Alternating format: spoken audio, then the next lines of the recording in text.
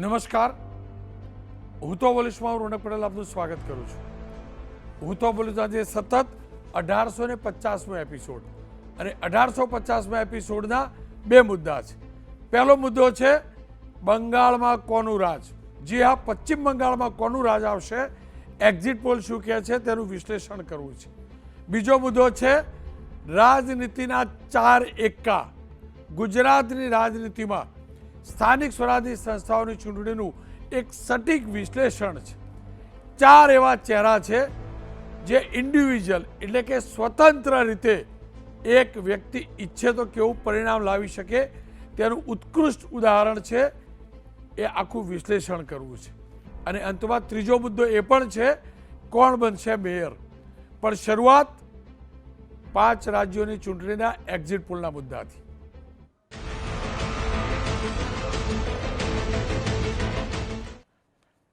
પાંચ રાજ્યોના વિધાનસભાની ચૂંટણીનું મતદાન પૂર્ણ થઈ ચૂક્યું છે. આજે બંગાળમાં અંતિમ તબક્કાનું મતદાન થયું છે. પશ્ચિમ બંગાળની અંદર બીજા તબક્કાનું આજે મતદાન થયું. પશ્ચિમ બંગાળની કુલ 294 બેઠક છે. 2 તબક્કામાં મતદાન થયું. આપ તમામ જાણો છો 152 બેઠકો માટે 23 એપ્રિલે પહેલા તબક્કાનું મતદાન થયું હતું. 93% એટલે કે ઐતિહાસિક રેકોર્ડ બ્રેક મતદાન થયું હતું. આજે બીજા તબક્કામાં 142 બેઠકો પર મતદાન થયું છે. પ્રારંભિક આંકડા આવ્યા તે પ્રમાણે 90% મતદાન થયું છે. એટલે કે સરેરાશ 92% મતદાન થયું છે. પહેલા અને બીજા તબક્કાનું જોડી હતો. સ્વાભાવિક રીતે જ આ મતદાનનો ટ્રેન્ડ જે બદલાયો છે, જે બમ્પર મતદાન થયું છે, એ કોની તરફેણમાં હશે, કોની વિરોધમાં હશે, એની ચર્ચા જબરજસ્ત ચાલે છે. મોટો પ્રદેશ છે, મોટી એસેમ્બલી છે, મમતા બેનર્જીનું ત્યાં રાજ છે. સવાલ એ છે કે શું મમતા ફરી એકવાર શાસનમાં આવશે કે પછી બીજેપીએ જે પ્રચંડ પ્રયાસ કર્યો છે એ પ્રચંડ પ્રયાસમાં પરિવર્તન લાવવામાં બીજેપી સફળ થશે. એ જ રીતે તામિલનાડુની અંદર પણ 242 બેઠકો માટે 23 એપ્રિલે ચૂંટણી યોજાઈ હતી. ત્યાં પણ રેકોર્ડ બ્રેક મતદાન થયું હતું. 85% મતદાન થયું હતું. કેરળમની 140 બેઠક પર 9 એપ્રિલે 78% મતદાન થયું હતું. તો આસામની 126 બેઠકો પર પણ 9 એપ્રિલે 85% મતદાન થયું હતું. પુડુચેરીમાં 30 બેઠકો માટે 90% મતદાન થયું છે. આ 5 રાજ્યો એવા છે જ્યાં ઐતિહાસિક મતદાન થયું છે. કેમ કે આજે પશ્ચિમ બંગાળનું મતદાન પૂરું થયું છે ત્યારે તમામ એજન્સીઓના એક્ઝિટ પોલ પણ અડધા કલાક પહેલાંથી આવવાના શરૂ થયા છે. તમામ 5 રાજ્યોના એક્ઝિટ પોલ આવ્યા છે, પણ તમામની નજર પશ્ચિમ બંગાળ ઉપર છે.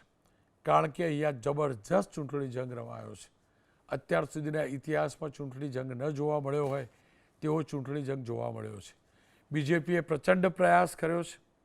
પ્રધાનમંત્રી નરેન્દ્ર મોદીએ પ્રચંડ મહેનત કરી છે. અમિતભાઈ શાહની પણ મહેનત ઐતિહાસિક છે. તેમને પણ એ જ પ્રકારે રેલીઓ પણ કરી છે, આયોજન પણ કર્યું છે. મમતા બેનર્જી એકલા હાથે અકેલા ચલના નારા સાથે જબરજસ્ત ચૂંટણી લડ્યા છે અને ગુજરાતીઓને રીઝવવા માટે દાંડિયા પણ રમ્યા છે. સવાલ એ છે કોઈ દાંડિયા રમ્યું તો કોઈએ સભાઓ ગજવી. કોને ફળશે? જે એજન્સીઓને એક્ઝિટ પોલ આવે છે તેનાથી શરૂઆત કરું છું. અલગ અલગ 4 એજન્સીઓને એક્ઝિટ પોલની પહેલાં વાત કરી લઉં તો માર્ટીઝ ટીએમસીને એટલે કે મમતાની પાર્ટીને માર્ટીઝના પ્રમાણે 125 થી 140 બેઠક આવી શકે છે. બીજેપીને 146 થી 161 બેઠક આવી શકે છે. 6 થી 10 અન્યના ફાળે જઈ શકે છે. ચાણક્યના પ્રમાણે 130 થી 140 ટીએમસી અને 150 થી 160 બીજેપી, તો 6 થી 10 અધર્સ ફાળે જાય છે. પ્રજાપોલના પ્રમાણે 85 થી 110 મમતાની ટીએમસીને, તો 178 થી 208 બીજેપીને બેઠકો મળે છે. અધર્સને 5 બેઠક ગણાવવામાં આવે છે. પોલ ડાયરીના પ્રમાણે 99 થી 127 બેઠકો ટીએમસીને, બીજેપીને 142 થી 171 અને અધર્સને 5 થી 9.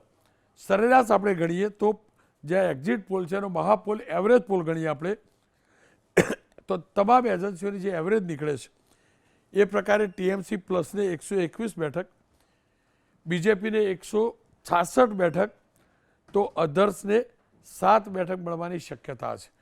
કુલ મળીને તમામ એજન્સીઓના પ્રમાણે લગભગ સંકેત મળે છે બીજેપીનું શાસન આવવાના.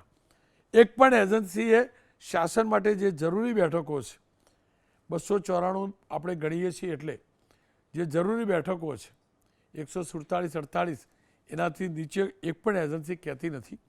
એનો મતલબ ત્યાં સત્તા પરિવર્તન થશે તેવા એક્ઝિટ પોલ આવી રહ્યા છે. અન્ય રાજ્યોના એક્ઝિટ પોલ ચોક્કસથી જોઈશું, પરંતુ એ પહેલાં બંગાળમાં કોનું રાજ એ જાણવું સમજવું જરૂરી છે. કારણ કે બંગાળની અંદર બે ચહેરા છે. ટીએમસીનો એકમાત્ર ચહેરો આપણે જાણીએ છીએ, મમતા બેનર્જી મુખ્યમંત્રી છે, તો બીજેપીનો ચહેરો છે શુભેન્દુ અધિકારી. સવાલ એ છે ખરેખર સત્તા પરિવર્તન થવા જઈ રહ્યું છે એક્ઝિટ પોલના પ્રમાણે? જમીની હકીકત છે શું? મયંકભાઈ નાયક રાજ્યસભાના સાંસદ છે, બીજેપીના નેતા છે. ડૉક્ટર મનીષભાઈ દોશી મુખ્ય પ્રવક્તા છે. દીપક ઠાકર રાજકીય વિશ્લેષક છે અને મારા સહયોગી કલકત્તાથી જોડાયા છે. સૌપ્રથમ कलकत्ता જઈશું. मैं आपसे जानना चाहता हूँ, सर्वप्रथम कलकत्ता जईशु, मैं आपसे जानना चाहता हूँ कि सही में जो एग्जिट पोल आ रहे हैं ठीक उसी प्रकार से आपको लग रहा है कि ममता गढ़ जा रही है? माहौल क्या है वहां का? सबसे पहले तो मैं रौनक जी ये बताना चाहूंगा कि इस बार बंगाल का चुनाव एकदम डिफरेंट हुआ है और इसके लिए मैं जो बताना चाहूंगा ये कई सारे चीजें यहाँ पे देखा गया है जो पहले नहीं देखा गया है. पहले यहाँ पे पिछली बार का अगर 2021 के बारे में बात करूं तो देखा गया था कि 8 चरण में विधानसभा चुनाव हुआ था पश्चिम बंगाल में. यूं ही ये 294 बैठक था तभी. और जैसे कि बताया जाए कि इस बार 2 चरण में ये चुनाव हुआ, 142, 152.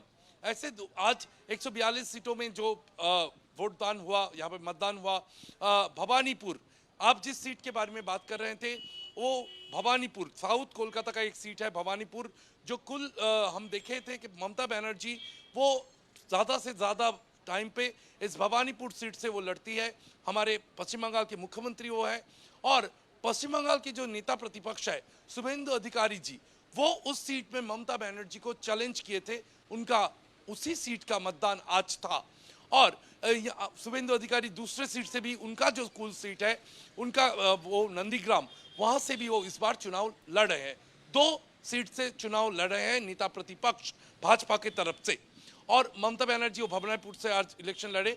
पूरा दिन भर जो देखा गया बहुत सारे जगह पे बहुत सारे आरोप आए, लेकिन अगर पिछली बार के बारे में हम सोचे 2021, 2024, 2019 यानी कि पिछले 20 साल का अगर आप रिकॉर्ड देखें तो फाइल में जो चुनाव की तस्वीरें हैं वो तस्वीरें इस बार देखा नहीं गया.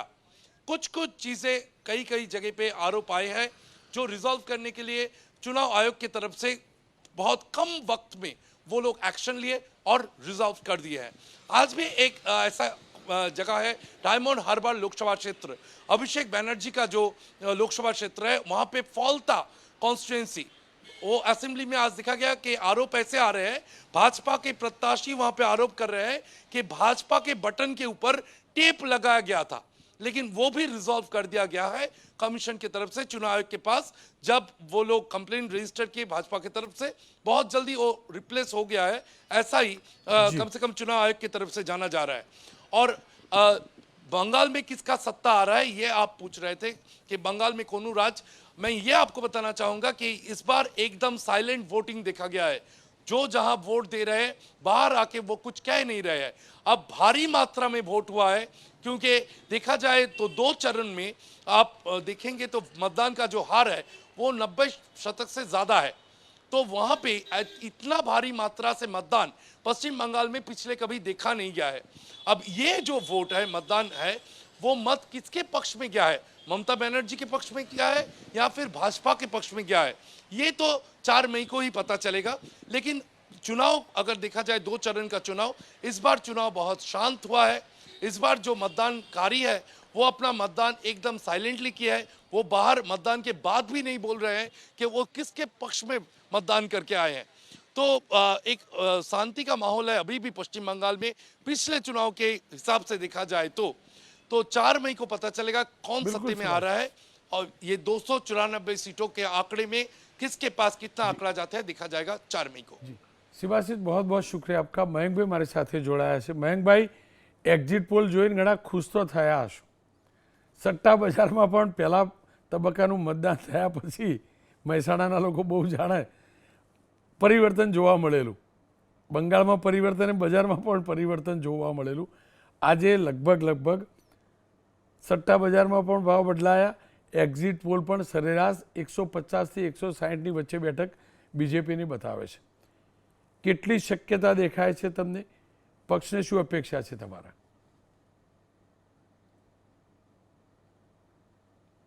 નમસ્તે રોનકભાઈ. આજે આપના માધ્યમથી બંગાળની જનતાનો પણ સંપૂર્ણ બધી સીટો માટે 294 સીટો માટે જે મતદાન થયું, શાંતિપૂર્વક મતદાન થયું, એ માટે આભાર માનું છું. બંગાળ, હું રોનકભાઈ 2016, 19, 21 અને 2026 સતત બંગાળની ચૂંટણીઓમાં કામ કરેલું છે. પરંતુ આ વખતનો મારો અનુભવ એવો હતો કે ચૂંટણી પંચ દ્વારા જે વ્યવસ્થા ઊભી કરવામાં આવેલી, જે ભયનો માહોલ હતો એ ભયનો માહોલ દૂર થયેલો અને લોકોમાં બદલાવની જે ભાવના હતી, લોકો અંદર વાત કરતા હોય, એમાં બજારમાં ફરતા હોય, આ ફરતા હોય, તો કોઈ ખુલીને બહાર ના આવે. ટીએમસીનો જે ડર છે એના લીધે કોઈ બહાર નહોતું આવતું. પરંતુ લોકોના મનમાં ચોક્કસ પડ્યું હતું કે આ વખતે સરકાર બદલવી છે અને બદલવા માટેનો જે ચૂંટણી પંચ દ્વારા જે વ્યવસ્થા કરવામાં આવી, એ વ્યવસ્થાના આધારે હું ચોક્કસપણે કહી શકું છું કે જે પ્રકારે મતદાન થયું અને માનનીય પ્રધાનમંત્રી આદરણીય નરેન્દ્ર મોદીજીના નેતૃત્વમાં આપણા ગૃહમંત્રી આદરણીય અમિતભાઈ શાહ સાહેબ, આ બંને જે મહેનત કરી છે, દિવસ રાત જોયા વગર ભારતીય જનતા પાર્ટીના કાર્યકર્તાઓ ત્યાં જે કામ કરે છે, રોનકભાઈ તમને નવાઈ લાગશે કે ત્યાં ભારતીય જનતા પાર્ટીના કામ કરતા કાર્યકર્તાઓને માટે કેટલું કઠિન કામ છે. કેરળ અને બંગાળના ભારતીય જનતા પાર્ટીના સૌ કાર્યકર્તાઓનો આજના આપના માધ્યમથી હું સો સલામ કરું છું કે વિપરીત પરિસ્થિતિના અંદર પણ તેઓ ભારત માટે કામ કરી રહ્યા છે. અને આ ચૂંટણી ન કેવલ એક સત્તા માટેની ચૂંટણી ન હતી, પરંતુ ચોક્કસ એવું કહી શકું ત્યાંના લોકો સાથે વાત કરતા અને ત્યાંના લોકો સાથે ચર્ચા કરતા કે બંગાળ અને બંગાળના લોકો જે પોતાની જાતને કેન્દ્ર સરકાર સાથે જોડવા નહોતા માગતી, ત્યાંની સરકાર કેન્દ્ર સરકારની યોજનાઓ ત્યાંના પ્રજાજનોને પહોંચાડવા નથી માગતી સરકાર, જે માન્ય કિસાન સન્માન નિધિ દાખલા તરીકે છે તો બંગાળના ખેડૂતોને મમતા દીદી નથી આપવા દેતી. તો આવા અનેક આયુષ્માન કાર્ડની યોજના છે અત્યારે લાગુ નથી કરવા દેતી. અનેક યોજનાઓ છે કેન્દ્ર સરકારની, ત્યાંની સરકાર કેન્દ્ર સરકારના લાભો નથી આપવા દેતી અને જે તે કારણે ત્યાંની પ્રજા ગરીબ જ રહે. મુઠ્ઠીભર લોકો જે સરકારની સાથે હોય એ જ લોકો વહીવટ કરી શકે. એના બદલાવ માટે સુખ, સલામતી અને શાંતિ અને માન્ય પ્રધાનમંત્રી જે કહે છે કે સૌનો સાથ, સૌનો વિકાસ, સૌનો વિશ્વાસ અને સૌનો પ્રયાસ, તો આ વખતે બંગાળની જનતાએ જે પ્રયાસ કર્યો છે એ પ્રયાસના આધારે હું ચોક્કસ કહી દઉં કે ભારતીય જનતા પાર્ટીની માન્ય પ્રધાનમંત્રી નરેન્દ્રભાઈ મોદી સાહેબના નેતૃત્વમાં માન્ય અમિતભાઈ શાહ સાહેબે જે મહેનત કરી છે, રાષ્ટ્રીય અધ્યક્ષ આદરણીય નીતિન નવીનજીનો પણ પ્રવાસ સતત રહ્યો, આ બધાની અને કુલ મિલાઈને હજારો કાર્યકર્તાઓ આજે બંગાળની અંદર સખત મહેનત જે કરી રહ્યા છે વિપરીત સંજોગોમાં, એના કારણે બંગાળની પ્રજાનું મન બનેલું છે. બંગાળની પ્રજાનું મન બનેલું છે. આ વખતે બદલાવ જોઈએ છે અને રાષ્ટ્રની મુખ્ય ધારામાં એમને આવવું છે. મયંકભાઈ જુઓ, જોડે અસમના પણ એક્ઝિટ પોલ આવ્યા અને અસમના એક્ઝિટ પોલ પણ સતત ત્રીજી વાર હેમંતા બિસ્વા સરકાર બનાવે એ પ્રકારના આવ્યા છે. સરેરાશ જે છે એ બીજેપીને 92, કોંગ્રેસને 26 અને અધર્સના ફાળે 6 બેઠક જાય છે. એટલે મયંકભાઈ તમારા માટે તો ખુશાલીનો દિવસ હશે. લગભગ 4 તારીખ જબરજસ્ત ફટાકડા ફોડશે બીજેપીમાં. એટલું જ જાણવું છે, બંગાળમાં મમતાનું શાસન જાય એના ફટાકડા ફોડશો કે પછી બંગાળમાં બીજેપીની પહેલી વાર સરકાર બનશે એના ફટાકડા ફોડશો? નહીં, બંગાળમાં ભારતીય જનતા પાર્ટીનું શાસન લાવવા કરતો મમતાનું જે કુશાસન છે ત્યાં આગળ, એ ત્યાંની પ્રજા ત્યાંથી કંટાળી ગઈ છે. જી, તમે ત્યાં ભયનો માહોલ છે રોનકભાઈ. હું તો ત્યાં કામ કરી ચૂક્યો છું 2016, 2019, 2021 અને 26માં. ત્યાં કાર્યકર્તાઓ જે ભારતીય જનતા પાર્ટીના કાર્યકર્તાઓ હતા એ મતગણતરીના દિવસે જ્યારે મતગણતરી સેન્ટર ઉપર જાય અને ત્યાં કદાચ ટીએમસી જીતી હોય તો ભાજપના કાર્યકર્તાઓ છ મહિના સુધી એમનું ઘર છોડી અને બીજા રાજ્યોમાં રહેવાસ કરવો પડતો હતો, વેપાર ધંધા તોડી નાખતા હતા. આવા પ્રકારની અરાજકતા માહોલ વચ્ચે પણ ભારતીય બિલકુલ. જનતા પાર્ટીનો કાર્યકર્તા અને મતદારો બંને લોકો ગભરાયેલા હતા. અને એને કારણે જે આ બદલાવની રાજનીતિ છે, બદલાવ લોકોએ, સામાન્ય પ્રજાએ બદલાવ માંગ્યો જી મયંકભાઈ. અને બદલાવ આવશે. 4 તારીખે ભારતીય જનતા પાર્ટીનું શાસન ચોક્કસ બંગાળમાં આવવાનું છે, ભારી બહુમતીથી આવવાનું છે. જી. અને મમતા દીદીનું શાસન છે, એક હતું શાસન છે. એના ભત્રીજાની તમે એની વાણી વિલાસ જુઓ, તમે દાદાગીરી જી, વાળી જી. વાણી વિલાસ છે, એનું વાણી વર્તન અને મયંકભાઈ. વ્યવહાર બંગાળની પ્રજાને જી. દબાવવાનો છે. મયંકભાઈ એટલે જોડા- લોકો ખુલીને બહાર આવી જી, અને જી. ભારતીય જનતા પાર્ટીની સરકાર બનાવી. મયંકભાઈ જોડાયેલા, જો મને યાદ છે ભૂતકાળ કા ઋત્વિજ પટેલ બી ગયેલા, મને યાદ છે એમની ઉપર હુમલો થયેલો અને મને ત્યાંથી ફોન આવેલો, હું સ્થિતિ જાણું છું. મનીષભાઈ મારી સાથે જોડાયા છે. મનીષભાઈ, જે એક્ઝિટ પોલ આવ્યા બંગાળની અંદર તો કોંગ્રેસને ઝાઝી નેચરલી અપેક્ષા નહોતી, પણ આસામમાં ચોક્કસથી હશે. પણ આસામના પણ જે આવ્યા છે, આસામના પણ જે પરિણામ આવ્યા છે એક્ઝિટ પોલ, એ પણ કોંગ્રેસ માટે સારા નથી. 26 બેઠક કોંગ્રેસ, 92 બેઠક બીજેપીની, એ ચોક્કસથી છે. સાઉથની અંદર, તમિલનાડુની અંદર ડીએમકે પ્લસની સરકાર રહે છે, કેરળની અંદર કોંગ્રેસ પ્લસની સરકાર બને છે, આ હકીકત છે. ત્યાં સારા એક્ઝિટ પોલ આવ્યા છે.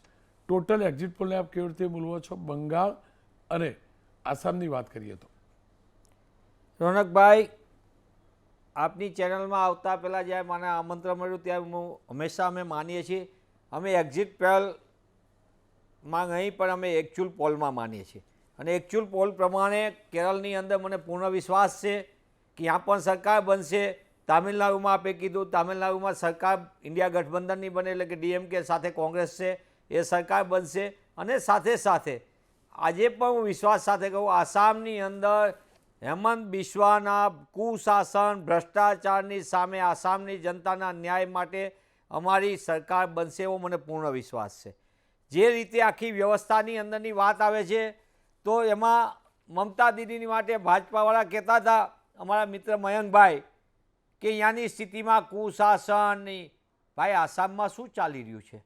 આસામની કોઈ નહીં, અહંકારની સામેની લડત. હું કોઈ મમતા દીદીનો પક્ષ ખેંચવા નથી આવ્યો, પણ એ હકીકત તો સ્વીકારવાની જરૂર છે કે આખી કેન્દ્ર સરકારનું હેડક્વાર્ટર દિલ્હીને બદલે કલકત્તા ઉપર અહીંયા શિફ્ટ થઈ ગયું છે. તમામ એજન્સીઓ અહીંયા કામ કરી રહી છે અને કેન્દ્ર સ્થાન કેન્દ્ર સરકારનું બનાવી દીધું છે. ત્યારે તમે જનતા આગળથી ટેક્સ લો, જીએસટી લ્યો છો. બંગાળની જનતા પણ કેન્દ્રની અંદર જીએસટીની અંદર આપે છે પૈસા, એ તો આપણે માનીએ છીએ. તમે આખા સંઘીય ઢાંચા ઉપર હુમલો કરો, હું એનો પક્ષ નથી કરતો. અમારા કાર્યકર્તાનું પણ થોડાક દિવસ પહેલાં દેવદીપ ચેટર્જીનું અમારા કાર્યકર્તાની હત્યા થઈ છે, ટીએમસીના લોકોએ જ કરી છે. પણ ભારતીય જનતા પાર્ટીના બે ચહેરા, એમના ડબલ માપદંડો, જે રાજ્યોની અંદર એમને સરકાર હડપવા માટે, સત્તાને કબજે કરવા માટે કેન્દ્રીય એજન્સીઓનો આખો હુમલો કરી દે. બંગાળની અંદર તો મને જ્ઞાનેશ કુમારની વિનંતી લાગે છે કે જ્ઞાનેશ કુમારજી, બંગાળનું પરિણામ સારું થાય કે એક્ઝિટ પોલથી તમને 2 દિવસ તો નિંદર સારી આવશે. આપણે જોઈએ કે એકચ્યુઅલ પોલમાં જો વિરુદ્ધમાં આવ્યું ને બંગાળમાં મમતા દીદીની સરકારને ભાજપ ન જીતું તો જ્ઞાનેશ કુમારને સૌથી વધુ બિચારાને ચિંતા થશે. એ પ્રકારની સ્થિતિનું નિર્માણ છે.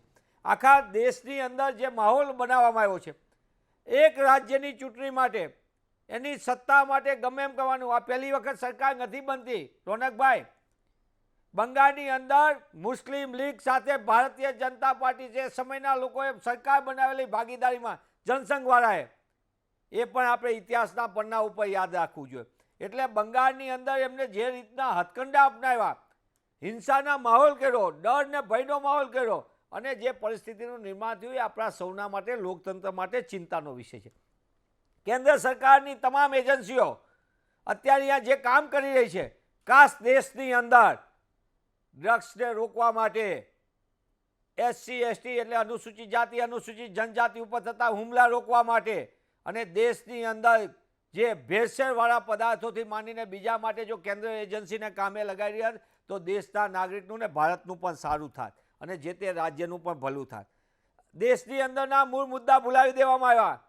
મોંઘવારી, બેરોજગારી અને જે રીતની કેન્દ્રીય એજન્સીનો દુરુપયોગ છે એની વાતને એક બાજુ કોરાણે મૂકી દેવામાં આવી છે. ત્યાંથી દેશના પ્રધાનમંત્રી પોતે જાલ બુજી ખાય, અનુરાગ ઠાકુર કેન્દ્રીય પૂર્વ મંત્રી માછલીનો વેપાર કરીને ખાવાની વાત કરે, અને અહીંયાના અન્ય લોકો પોતે બીજું ખાવાની વાત કરે. મને વાત એ થાય છે, તમે તમામ પ્રકારની વાત ઉપર હુમલા કરો છો. કાશ તમે એ વાત ઉપર કર્યો હતો કે બંગાળ, તમે કેમ એ લડાઈ નથી લડતા, વિકાસની વાત કરો છો કે શિક્ષણનો દર કેટલો છે. આજે આપણે બંગાળને ગમે એટલું ક્રિટિસાઇઝ કરી, આપણે કેરળમાં સરકાર નથી, એ સત્તા મેળવવા માટે આપણે ગમે એ વાત કરીએ, કેમ તમે એ નથી કહેતા કે અહીંયા શિક્ષણનો દર કેટલો છે? એને આ બુદ્ધિમત્તાની દ્રષ્ટિએ અહીંયાના મળતા રિસોર્સિસને ટોપ લેવલની ઇન્સ્ટિટ્યુશનથી એની વાત કેમ નથી કરતા? દેશની અંદર ચાલતી પ્રક્રિયામાં અમે આ ભોગવી ચૂક્યા છીએ. કર્ણાટકની અંદર અમે કેન્દ્રીય એજન્સીનો ડર માહોલ જોઈ ચૂક્યા છીએ. ED, CBI, income tax, money laundering, આ બધા ડરના શસ્ત્રો ભારતીય જનતા પાર્ટી પોતાના મોરચાના પ્રમુખો એવી રીતે ઉપયોગ કરી રહી છે અને દેશ આખામાં કરી રહી છે.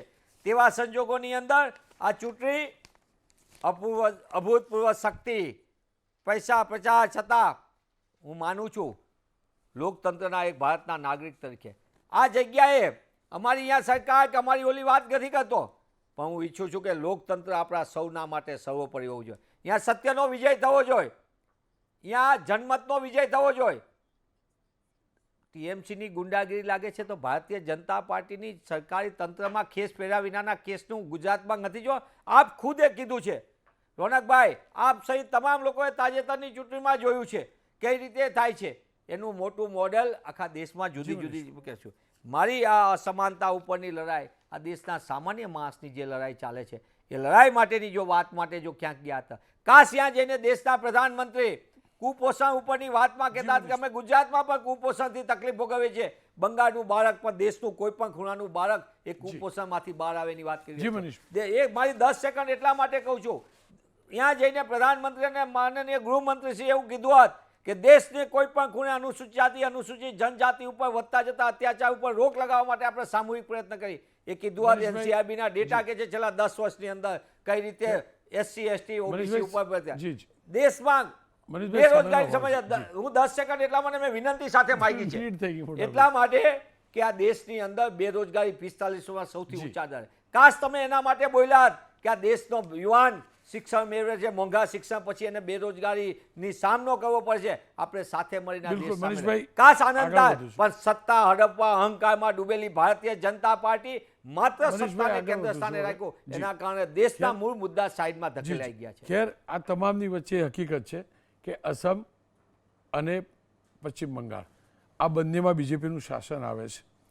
દીપકભાઈ મારી સાથે જોયા. દીપકભાઈ, આપે એક્ઝિટ પોલ જોયા હશે, 5 પ્રદેશોના એક્ઝિટ પોલ આવે, પણ મુખ્ય ચર્ચા તમિલનાડુ, અસમ અને બંગાળની છે.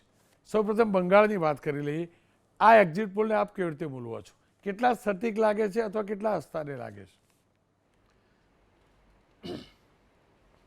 જો એક્ઝિટ પોલ આ વખતના એના કરતાં હું ગયા વખતના એક્ઝિટ પોલ અને ગયા વખતનું રિઝલ્ટની જો આપણે સરખામણી કરીએ તો આપણને અંદાજ આવશે કે એક્ઝિટ પોલ ઉપર કેટલો ભરોસો મૂકી શકાય.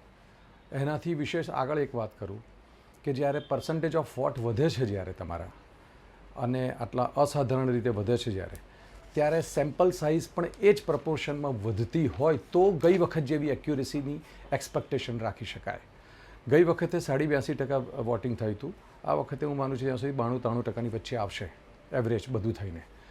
તો જે 10% આમ પહેલી નજરે જે મારા મતે આમ વોટિંગ નથી વધેલું, પણ જે આમ પહેલી નજરે જે દેખાય છે કે ભાઈ 10% વોટ વધ્યું છે, પણ એબ્સોલ્યુટ ફોર્મમાં જોવા જાઓ તમે તો એ નથી વધ્યું, કારણ કે 12.94% એ તમારા ગઈ વખતના વોટના 91 લાખ વોટ જે નીકળી ગયા છે એ થાય છે. એટલે ઓછા વોટમાંથી તમારે હવે વોટ કરવાના હતા, ઓછા વોટર્સમાંથી. એટલે સ્વાભાવિક રીતે જ 13% જેટલું તો વધારો નથી થયો ગઈ વખત કરતાં, પણ છતાં એક સેકન્ડ માટે માની લઈએ તો એક્ઝિટ પોલની અંદર જેમ વોટર્સ એટલે પર્સન્ટેજ ઓફ વોટ વધે એમ તમારા સેમ્પલની સાઇઝ વધવી જોઈએ. હવે એક ઉદાહરણ તરીકે હું તમને ખાલી કહી દઉં કે ગઈ વખતે 2021ના ઇલેક્શનના રિઝલ્ટ અને એની સામે થયેલા એક્ઝિટ પોલના આંકડા એ એવું કહે છે, હું ઓવરઓલ પોલની જ વાત કરું છું, કારણ કે કોઈ વ્યક્તિગત જે પણ એજન્સીઓ છે લગભગ 18 કે 19 એજન્સીઓએ એ વખતે પોલ કર્યા હતા, ઇન્ક્લુડિંગ ABP. હવે ઓવરઓલ પોલ જે છે એમાં ટીએમસીને ગઈ વખતે આપી હતી 143થી 155 સીટો અને ભારતીય જનતા પાર્ટીને આપવામાં આવી હતી 121થી 134 સીટો. આ બંનેની સામે ટીએમસી લઈ આવી 215 અને ભારતીય જનતા પાર્ટીને આવી 77 સીટો. એટલે પર્સન્ટેજ ઓફ એરર જે છે ને એ 35% મિનિમમ આવે છે અને 46% જેટલો મેક્સિમમ આવે છે. હવે એ પરિસ્થિતિની અંદર જ્યારે 2-3% વોટથી જો ગવર્મેન્ટ આવતી હોય ને જતી હોય એ વખતે 35%થી 46% સુધીનું વેરિએશન એક્ઝિટ પોલ અને રિઝલ્ટની અંદર જો આવતું હોય તો હું માનું છું ત્યાં સુધી. અને એ પછી મારે જાણવું છે એ કે જે તમામ એજન્સીઓ છે એમણે પર્સન્ટેજ ઓફ સેમ્પલ જે છે એ જ પ્રપોર્શનમાં વધાર્યા છે કે નહીં. હવે એને સાઈડમાં રાખીએ આપણે અને 1 સેકન્ડ માટે આ એક્ઝિટ પોલ જે છે, જો કે એટલું કહેવું કે એક્ઝિટ પોલ કરતાં ઓપિનિયન પોલ વધારે એક્યુરેટ હોય છે, બરાબર છે. એ કયા સેન્સમાં કે એમાં એકચ્યુઅલી કરવામાં આવે છે. જ્યારે એક્ઝિટ પોલમાં તમારે 6 વાગે વોટિંગ પતે અને તરત જ તમારે કોઈ નિષ્કર્ષ કાઢવાનો હોય છે, તો એની પર થોડો સંદેહ જાય કોઈ પણ માણસને કે એકચ્યુઅલી સિરિયસ વેમાં કામ થયું છે કે નથી થયું. પણ જો એક્ઝિટ પોલને હું આ વખતના એક્ઝિટ પોલને એક રેફરન્સ તરીકે ગણીને 121, 166 અને અધર્સના 7ને હું પોલ ઓફ ધ પોલને ગણતરીમાં લઉં તો એ થોડુંક માનવાને કારણ વધારે લાગે છે મને. કારણ કે જે પર્સન્ટેજ ઓફ વોટ થયા છે તો એ બંને બાજુ અસ્તિત્વનો સવાલ હતો. અસ્તિત્વ ભાજપ માટે એટલા માટે હતું કે 77 સીટોએ અટકી ગયા પછીથી હવે જો એક ઘટાડો થાય છે ભારતીય જનતા પાર્ટી માટે તો બહુ મુશ્કેલ છે ભારતીય જનતા પાર્ટીને પશ્ચિમ બંગાળની અંદર ક્યારે પણ સરકાર બનાવી. એટલે એ લોકોએ યુદ્ધના ધોરણે પ્રયત્નો કર્યા જે આવકાર્ય હતા. કારણ કે આવકાર્ય એટલા માટે હતા, એક તટસ્થ એનાલિસ્ટ તરીકે હું આવકાર્ય શબ્દ વાપરું છું, કારણ કે ત્યાં આગળ લો અને ઓર્ડર લિટરલી ઓલમોસ્ટ શૂન્યાવકાશ થઈ ગયો હતો. એને તુષ્ટિકરણની અને ત્યાં આગળ એક ડ્રગ કાર્ટેલ પણ ચાલતી હતી. આ સામાન્ય દર્શક મિત્રોને ખબર નહીં હોય. અને આરજી કરનું આખું કૌભાંડ જે છે એની સાથે કનેક્ટેડ હતું એવું પણ કહેવામાં આવે છે. એ બધા જ મુદ્દાને સાઈડમાં રાખીએ. પણ જ્યારે એક સ્ત્રી ચીફ મિનિસ્ટર તરીકે એમ કે 7 વાગ્યા પછી સ્ત્રીઓએ કે છોકરીઓએ શા માટે બહાર નીકળવું જોઈએ, તો મારો સીધો સવાલ એમને જ હોય કે તો તમારે પણ શા માટે બહાર નીકળવું જોઈએ, બરાબર છે. હવે એનો જવાબ એમની પાસે નહીં હોય, કારણ કે તમે ઓફિસ તો ગમે ત્યાંથી ચલાવી શકો છો. તો કાં તો તમે સ્વીકારો કે 7 વાગ્યા પછી પશ્ચિમ બંગાળની અંદર કોઈના પણ માટે સ્ત્રીઓ માટે બહાર નીકળવું એ ભયજનક છે ને એટલા માટે હું સલાહ આપું છું. તમે એકદમ શાંતિથી સ્વીકારી લઈશું. હવે વાત ત્યાં થઈ કે એટલે લો એન્ડ ઓર્ડરથી ત્રાસેલી પબ્લિક જે હતી કે જેને બીજો વિકલ્પ જોઈતો હતો, કારણ કે કોંગ્રેસ અને લેફ્ટ જે છે એ બંને જણા હવે સ્પેન્ટ ફોર્સ થઈ ગયા હોય અને ટીએમસી જે છે એ લો એન્ડ ઓર્ડરની અંદર સામાન્ય માણસ માટે એક જબરજસ્ત મુશ્કેલીજનક ગવર્નન્સ આપી રહી હોય જ્યારે, તો ભારતીય જનતા પાર્ટી માટે લોકોનો ઝુકાવ જે છે ને એ બહુ જ એકદમ નેચરલ છે, બરાબર છે. પણ એટ ધ સેમ ટાઈમ સમજવાની એ જરૂર છે કે ત્યાં 60 સીટો એવી છે કે જ્યાં આગળ મુસ્લિમ પોપ્યુલેશન અથવા તો મુસ્લિમ વોટર રાધર એ 38થી 41% છે. આ બહુ સમજવા જેવું છે. 60 સીટો ઉપર 38થી 41% એકદમ શ્યોર શોર્ટ વોટ બેંક હતી મમતા બેનર્જીની. એટલે ત્યાં આગળ જે વોટિંગ થયું છે એ વોટિંગ તો 96-97% જેટલું થયું છે ટૂંકમાં. એટલે એની સામે જે ત્રાહિત વ્યક્તિ છે જે, બરાબર છે, એ વ્યક્તિ ત્રાસદાયક, જે લોકોની પર પણ ત્રાસ ગુજર્યા છે, કારણ કે એ આમ જનતા જે છે એ મમતા બેનર્જીથી 100% ત્રાહિમામ પોકારી ગયેલી છે અને એ લોકોએ પણ જબરજસ્ત વેમાં વોટિંગ કર્યું છે. અને આ એનું પરિણામ છે કે મમતા બેનર્જી માટે અસ્તિત્વનો સવાલ હતો, એટલા માટે તમામ મુસ્લિમ વર્ગના લોકોએ 96-97% વોટિંગ કર્યું છે. અને એની સામે ભારતીય જનતા પાર્ટીના માટે એક એવો મોકો હતો કે નાઉ ઓર નેવર. કારણ કે તમે 10% વોટમાંથી 28%ના જમ્પ સાથે 38% વોટ સાથે તમે ગઈ વખતે હતા, તો સરકાર બનાવવા માટે હવે 4-5% જ વોટ ખૂટે છે સામાન્ય સંજોગોમાં, જો એ રીતે જોવા જઈએ તો. એટલે એ 4-5% જો તમારે અંકે કરવા હોય તો યુદ્ધના ધોરણે કામ કરવું જ પડે. હવે મમતા બેનર્જીને એ પણ સમજાવ્યું છે કે એમનો વોટ બેઝ જે છે, ભલે સીટો વધી હોય પણ વોટ પર્સન્ટેજ જે છે ને એ આ વખતે ઘટવાના જ હતા. દીપકભાઈ, સમયનો અભાવ છે, આપનો ખૂબ ખૂબ આભાર. કે ફરી એકવાર કહીશ, 5 પ્રદેશોના એક્ઝિટ પોલ આવી ચૂક્યા છે. બંગાળની અંદર પરિવર્તનનું વાવાઝોડું એક્ઝિટ પોલમાં દેખાઈ રહ્યું છે. અસમના પણ એક્ઝિટ પોલ તમે ગ્રાફિક્સમાં જોતા હશો. અસમની અંદર ફરી એકવાર હેમંતોની સરકાર આવતી નજરે પડે છે. મારી ટીમને કહીશ કે ગ્રાફિક્સ પ્લે કરીશું. અસમની અંદર પણ એ જ પરિવર્તન તમને દેખાતું હશે. બાકીના જે 3 પ્રદેશ છે એના એક્ઝિટ પોલની અંદર કોઈ ઝાઝું પરિવર્તન નથી. એ તમિલનાડુ હોય ત્યાં સ્ટલિનની સરકાર ફરી એકવાર આવતી સ્પષ્ટ નજરે પડે છે.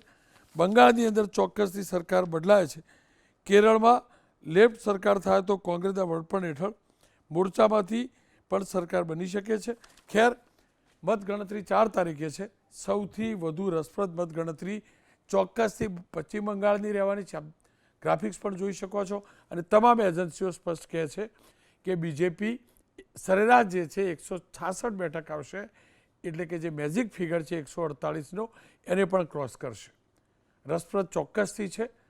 4 તારીખે પહેલો મત ગણાશે ત્યાં સુધી મતગણતરીના અંતિમ તબક્કા સુધી સતત એબીપી અસ્મિતાનું કવરેજ યથાવત રહેશે. તમામ 5 પ્રદેશોનું મહા કવરેજ આપ એ દિવસે જોઈ શકશો.